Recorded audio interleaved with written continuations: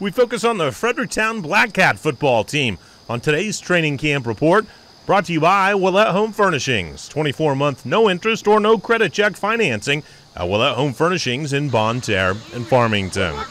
In Jake Whitener's first season as head coach, the Fredericktown Blackcats went 3-7. Now, some might consider that a failure, but when you factor in that the Blackcats hadn't won more games than that since 2014, it's actually a step in the right direction. I think a lot of our character, teaching kids what the commitment process was, just trying to get them to buy into the fact that, things were going to be tough the first year. The foundation being set was going to take more than 1 year, to fully instrument what we wanted to put in. And, we haven't left off at all. Where we stopped last year, we've hit the ground running so far this June and July, and this group is a special group. You can tell that there's an atmosphere with them, a culture with them that's going to be a year that we can start to change what Fredericktown Blackcat football is. Whitener was able to double the number of athletes who participate in football last year. Andrew Starkey and Garrett Marler were among them. They were upperclassmen who hadn't played before, but they became cornerstone pieces as the starting wide receiver and running back. They said they always liked football, but didn't think about playing it until Coach showed an interest in them. Felt like, new program, things were starting to change, and I thought that I'd come out and do what I could to help. I know Coach talked to a lot of people in the hallways and stuff, and I don't know, I was one of those people, and I thought that if I came out, maybe I could help the team. Did you like football? Yeah, I liked it a lot. I liked the team environment. I liked playing with all the guys. And being out on Friday night is pretty fun. So. I've always liked football and watched it my whole life. My little brothers played it. I just never really took the interest of actually wanting to play football. But when Coach Whitener hit me up about it, he was very, he worked really hard to recruit players, and he really sold me on the idea of building the program, so that's what got me out there for it. Did you like it? Oh, yeah. No, it's definitely ranks up there as one of my favorite sports now after playing it. What do you love about playing football? Yeah, just the grittiness and just getting to hit people. It's fun. Whitener says it's starting to snowball in a good way. The players we picked up this last year and the players we had prior they've started the recruiting process. And it's taken off where last year, we were talking to every kid in the hallway, trying to get them to buy in, to be a part of something, which we did. We went from 17 bodies to 42 bodies last year. And, sitting at full capacity right now, we're usually at 48, 49 kids. And that's where it's at. It's the buy-in by the kids, and they see their friends are playing. They see that, wow, I like what's going on. I like to see what's happening on Friday nights. And, a 3-7 record's not exactly something to hang your hat on, but when you're coming from a 1-8 season, it's tremendous for these kids to know that they should have been 5-5 at the minimum last year. So all kids are starting to buy in from other programs as well.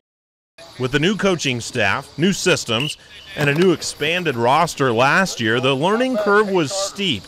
Whitener says they're way ahead of last year's pace. Well, first off, system, we had a playbook last year that only got opened up halfway, given what we could or couldn't do. This year, we've already dove deeper in and even added stuff that, we know is going to benefit our players. And any program that's worth their weight, you adjust your program to your athletes, not your athletes to fit your program. And to see what we're able to do, the kids who have put in the extra work to make us that much better, goes into your second part, the mentality, the character, the pride that these guys are putting in. It somewhat resembles back when Shannon Henson was the coach, and to see the buy-in and the fight, the grit, the grind process. Junior Carter Cheney is back for his third season as the starting quarterback, and he's put the work in to refine his game.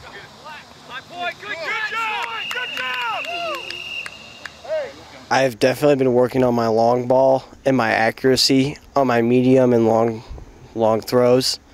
And I've done a lot of short throwing and throwing on the run. Cheney also helps to anchor special teams as an all-state punter. Carter likes the receivers he'll be throwing to. High point that ball. Bingo, bingo.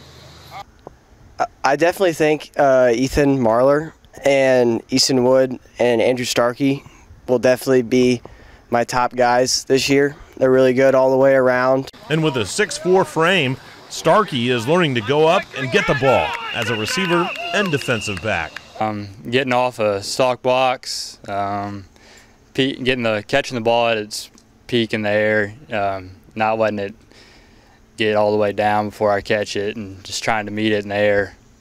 With over 600 yards rushing in his first season, the 5'9", 170-pound Marler hopes to surpass that mark with his elusive style. No, I'll describe myself more as kind of a shifty running back. I'm not necessarily gonna look to.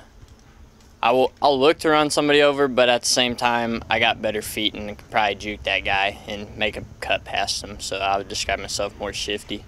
Whitener says the program is starting to develop competition within its ranks.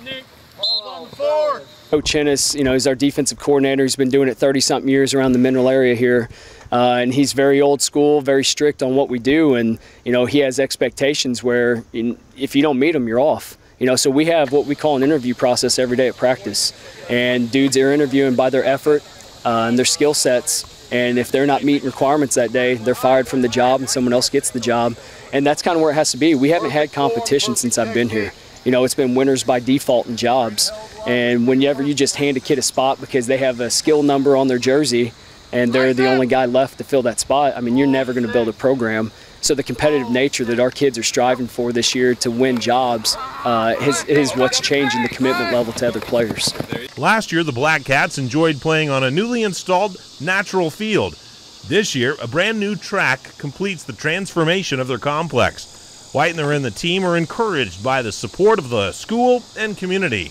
The community support, the school support, our school board. This is the first time in Fredericktown history that they've had a stadium, without the red chat clay going around it.